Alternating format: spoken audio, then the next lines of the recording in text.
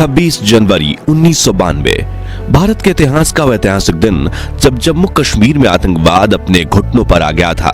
जब आतंकवादियों से जान की धमकी मिलने के बावजूद आज के पीएम मोदी ने श्रीनगर के लाल चौक में तिरंगा फहराया था और जब पाकिस्तान को भारत ने अपनी ताकत की झलक दिखाई थी, उस वक्त नरेंद्र मोदी ने अपने भाषण में ये कहा था, 26 जनवरी को परसों अब चंद घंटे बाकी हैं, लाल चौक में फैसला हो जाएगा किसने अपनी मां का दूध पिया। तो आखिर कैसे ओपोजिशन पार्टी के आम कार्यकर्ता होने के बावजूद उस वक्त नरेंद्र मोदी ने जम्मू कश्मीर में आतंकवाद को मुंहतोड़ जवाब दिया था। उसी साल टेंट में विराजित रामलल्ला के सामने उन्होंने कौन सी प्रतिज्ञा ली थी और जब वो आध्यात्म की तलाश में हिमालय गए थे तब उनके गुरुजी ने उन्हें कौन सा मंत्र दिया था, जानेंगे इस वीडियो में। लेकिन उससे पहले नए दर्शक जल्दी से चैनल को सब्सक्राइब कर दीजिए। दरअसल साल 1992 में जम्मू कश्मीर में आतंकवाद अपने चरम पर था। तभी बीजेपी के वरिष्ठ नेता मुरली मनोहर जोशी ने ऐलान किया कि वो श्रीनगर के लाल चौक पर भारत का तिरंगा फहराएंगे, जिसके लिए कन्याकुमारी से कश्मीर तक एकता यात्रा निकाली गई थी। लेकिन साथियों, आतंकवादियों ने इस रैली में शामिल होने वाले नेताओं को जान की धमकी दी थी।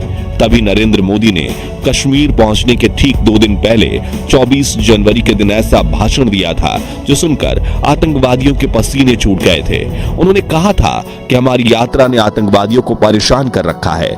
लाल चौक में पोस्टर्स लगाए हैं, दीवारों पर लिखा है, जिन्होंने अपनी मां का दूध पिया है वो श्रीनगर के लाल चौक आए, आकर भारत का तिरंगा झंडा फहराएं।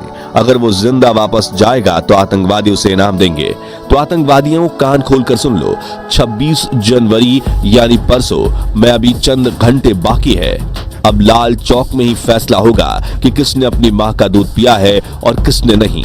26 जनवरी के दिन नरेंद्र मोदी मुरली मनोहर जोशी के साथ लाल चौक पर पहुंचे और तिरंगे को पूरी शान से फहराया। 17 मिनट तक चले इस प्रोग्राम में कार्यकर्ताओं को सीना ताने खड़ा देख आतंकवादियों में दहशत फैल गई थी और उन्होंने एक रॉकेट भी दागा था जो लाल चौक से थोड़ी दूरी पर जाकर गिरा था। 5 से 10 फीट की दूरी पर गोलियां भी चलाई गईं, लेकिन देशभक्तों के हौसले के आगे सब कुछ फेल हो गया। ऐसे ही और कई किस्से भी हैं जिसमें पीएम मोदी ने देश के दुश्मनों को खुलेआम चुनौती दे डाली थी। लेकिन साथियों, क्वेश्चन ये है कि नरेंद्र मोदी के दिल में देश के लिए इतना प्यार और सम्मान जागा कैसे? क्यों वो देश के लिए मर मिटने के लिए तैयार हो गए थे?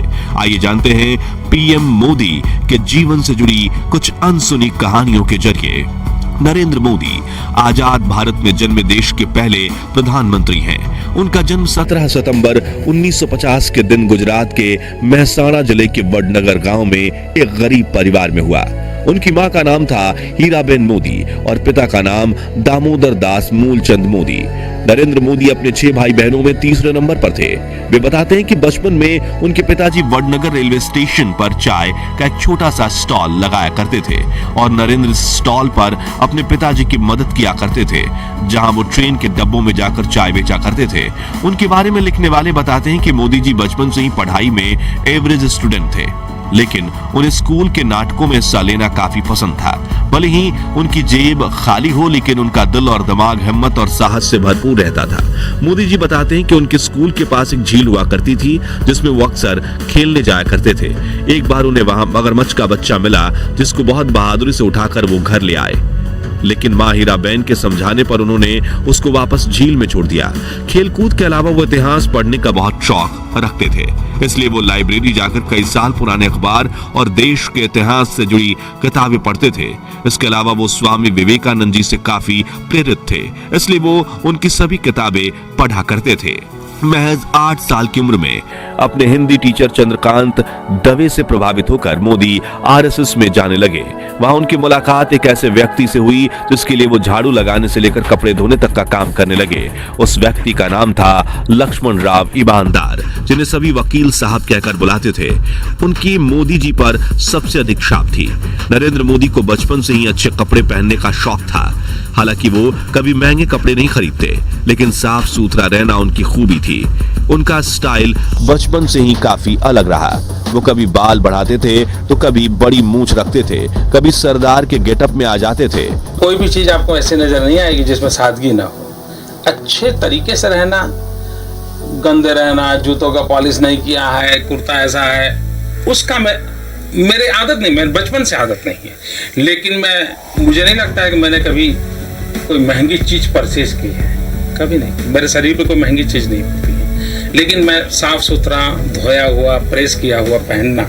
12 वर्षीय नरेंद्र मोदी के दिल में देशभक्ति तब जाग उठी जब 1962 में भारत और चीन के बीच भयंकर युद्ध छिड़ गया था, जिसमें भारत की हार ने 12 साल के नरेंद्र मोदी को झकझोर कर रख दिया और उन्होंने देश की सेवा करने के लिए सेना में भर्ती होने की ठान ली। मगर पैसों की कमी होने की वजह से वो आर्मी स्कूल तो नहीं जा पाए, लेकिन उन्होंने एनसीसी ज्वाइन कर ली। फिर 1965 में हुई इंडो पाक जंग के दौरान उन्होंने भारतीय सैनिकों की काफी सेवा की थी।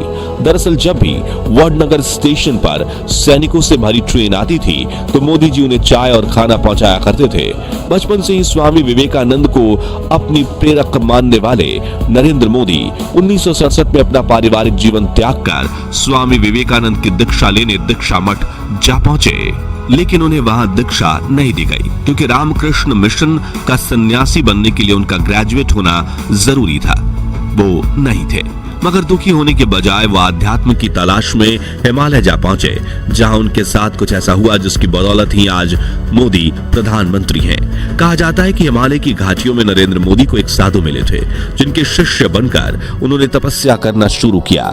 इसके साथ भगवा वस्त्र और कमंडल लेकर इन्होंने कई राज्यों में यात्रा करना शुरू किया। इसी बीच एक दिन इनके गुरुदेव ने इन्हें बुलाया और कहा कि बालक नरेंद्र, तुम कर क्या रहे हो? नरेंद्र कुछ समझ नहीं पाए। तभी गुरुजी बोले, तुम्हारे पास 2 रास्ते हैं। अगर तुम तपस्या करो और तपस्वी जीवन जियो तो तुम ऋषि बन जाओगे, लेकिन नियति ने तुम्हें दूसरी चीज के लिए चुना है, जिसके लिए तुम इस दुनिया को त्याग कर फिर संसारिक जीवन में आ जाओ, जहां तुम राज ऋषि कहलाओगे। इसलिए वो पहले केदारनाथ, फिर से दिल्ली, राजस्थान और राजकोट से होते हुए वडनगर में वापस आए और कुछ दिन परिवार के साथ रहकर फिर अहमदाबाद आ गए। घर छोड़ने को लेकर उन्होंने एक इंटरव्यू में ये कहा था, 17 साल की आयु में घर छोड़ दिया। स्कूली शिक्षा के बाद में निकल गया। वो तब से लेकर के आज तक मैं भटक रहा हूँ नई चीजें पाने के लिए। जहां उन्होंने चाय के कैंटीन में काम करने के साथ आरएसएस ज्वाइन कर लिया और एक प्रचारक के रूप में काम करना शुरू किया। फिर 1975 में जब इंदिरा गांधी ने कई राजनीतिक कारणों की वजह से राज्य में आपातकाल लगा लिया था, उस वक्त भी मोदी जी सरदार के रूप में पुलिस से छिपकर सरकार की नीतियों का विरोध करते रहे। साल 1985 में नरेंद्र मोदी ने बीजेपी में आधिकारिक एंट्री ली और पार्टी के प्रचार प्रसार में जुड़ गए। लाल कृष्ण आडवाणी को मोदी जी का राजनीतिक गुरु माना जाता है।